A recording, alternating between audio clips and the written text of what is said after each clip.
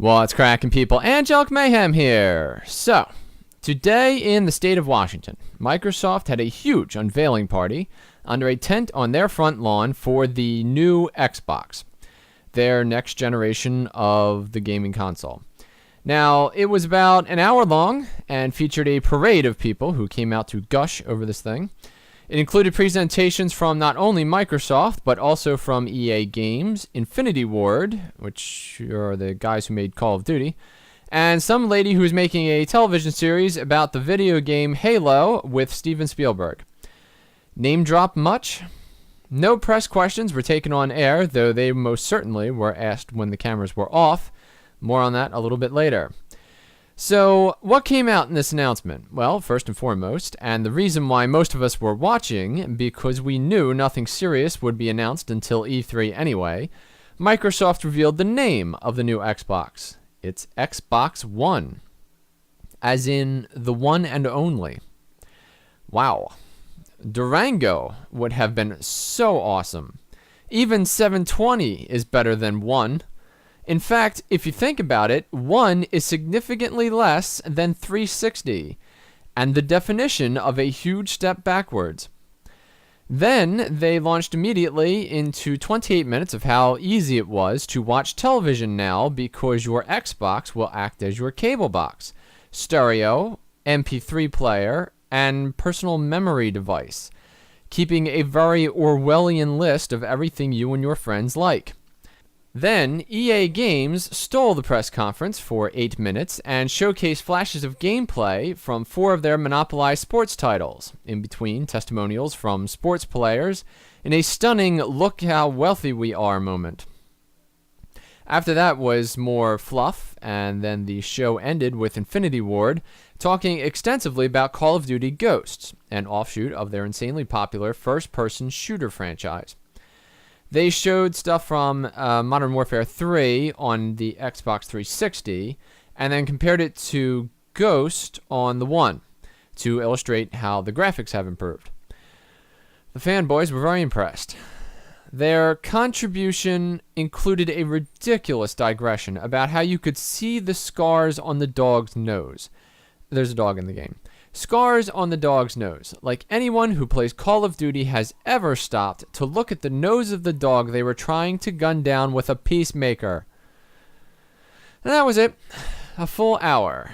We got the name and a bunch of marketing hype about television, live fantasy, sports updates, like that doesn't exist on the internet or on my phone, and yet another Call of Duty. The controllers apparently are insanely awesome, but that came out after the main event during the game trials that the press got to noodle around with. Speaking of after, the after event was when the real questions started to get asked and sadly answered. For that, we need to turn to the games press. There are articles everywhere about how the Xbox One won't allow used games to be played on your console.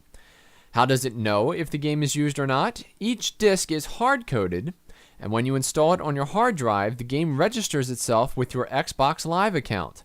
So one would think this means that in order to play any game, you're going to need to have an Xbox Live account. That's always online. The very thing they've been denying for a month. And other people in your own family won't be able to play the same game as you without paying Microsoft a fee. Change of subject. Let's talk about cloud games. The cloud is a fluffy term for a pack of servers that host content remotely off of your computer or gaming system. Xbox has many servers. They were very proud during the announcement to say that they are going to massively boost the number of servers to make a small computer city. As a result, they are encouraging developers to make use of the cloud to store save games and assist in gameplay computations. Again, forcing you to play online. But that's not Microsoft forcing you to play online. This time it's the developer. Change of subject. Backwards compatible? Nah. Change of subject. Microsoft touted a new service called Microsoft Trending, which will allow your friends to know what you watch on TV, listen to on your MP3s, download as a video, and for you to know what they watch and download and listen to. Then everyone else in the world can know what shows and music and downloads have been deemed the most popular by Microsoft. Wow. Final change of subject. If you walk by goldfish while playing Call of Duty Ghosts, they'll swim away from you. The mantra, and oh yeah, it plays games, was the drumbeat of the entire day. Everything was about television and watching sports with ESPN and watching your favorite shows. Then at the very end, they gave us a little Call of Duty. Even when they showed off the new Kinect, which can read your heartbeat, thanks for putting that into my head, and must be connected for the one to run, by the way. All they really talked about was how it can be used to change the channel. Clearly, the people over at Microsoft had a meeting and said, well, gaming consoles are dead. Our only hope is to make this thing do something other than play games, or we can kiss our jobs goodbye. And they've been drinking that particular glass of Kool-Aid for so long that it never occurred to them to ask people they trust if it was conspicuous that they weren't talking about video games at the launch of a video game console. And then, as if that wasn't bad enough, they brought in the most hated company in America and gave them 1/7 of the program. When Sony finished their PlayStation 4 announcement, I was so excited to see what they were going to come up with. I was dying to know what was coming next. It was like I was leaving a wedding. When Microsoft finished talking about the Xbox One, I felt like I had just left the funeral. And I'm an Xbox guy. I'm not sure what Microsoft was hoping to accomplish with this press conference today, especially since most of what we heard would have been sent out in a press release by any normal company. Other than the name, the rest of this stuff is all fluff that could just as easily have waited for the fanboys at E3. However, if they were waiting for people to rejoice because they can now return their free cable box to the cable company, they are sadly mistaken. And thoughts like that will precipitate a climactic shift in the console market. E3 is coming up fast, and they have precious few weeks to pull it together.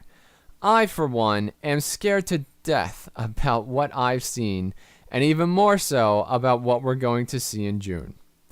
I'm curious about your thoughts. Did you like the scratches on the dog's nose? Did you find EA Games' flaunting of their monopoly endearing? Do you feel better, worse, or the same about the new Xbox, now that you know it's going to be called One? Leave them in the comments below. As always, thank you for watching. If you enjoyed this video, please click the like button or subscribe to my channel if you would like more content like this in the future. I'm Angelic Mayhem, and I will see you later.